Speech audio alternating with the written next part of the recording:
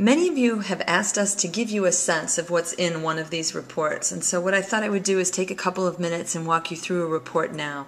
What you're looking at is the Steel Price Predictions 2010 forecast, and obviously a cover sheet. Then we move into the executive summary and global economic background. Here you'll find charts on crude steel production as well as steel capacity utilization. Next, we move into some domestic price trends in the past 12 months, as well as data that we leverage from our proprietary Global MetalMiner Index. For those of you that aren't familiar with it, it is available on our site at no cost, and it covers 17 different metals from the Chinese, Japanese, and Indian markets. Next, we move into some discussions basically about the differences amongst the global markets, as well as looking at some of the demand trends within those markets, in this case China and the US. We also have a specific section covering the relevant macroeconomic drivers that relate to each of the metals. So in this case, what the drivers are for steel.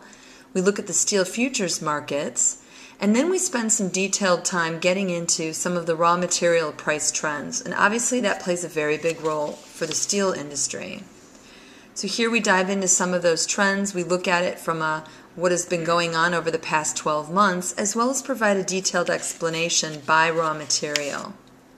But what we think you'll find of greatest value are our integrated steel making and electric arc furnace making production cost models.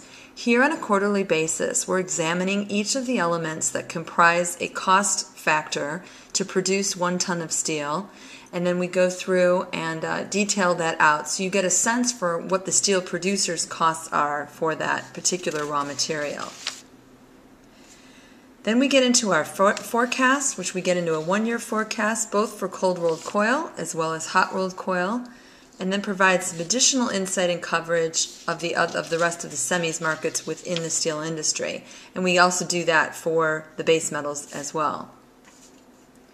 And last but not least, probably the most valuable portion of the research really is the section entitled Road Signs to Watch and Key Sourcing Strategies. And here what we've done is we've analyzed what are some of the macroeconomic trends, but also the specific elements that could impact the steel markets and the steel industry. And we detail those. And what that really does is serves as a dashboard for you to monitor these trends on an ongoing basis. And so from quarter to quarter, we're updating those in these research reports. Finally, we include some tactical sourcing strategies as well, and again, that varies by metal market.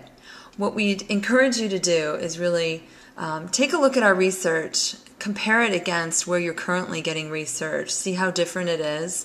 We know from a cost comparison that our research is very competitively priced and actually probably a factor or two less than our competition. If you have any additional questions, please feel free to get in touch with us. We would love to have the opportunity to chat with you and to hear more about what you're looking for. Thanks so much. Take care.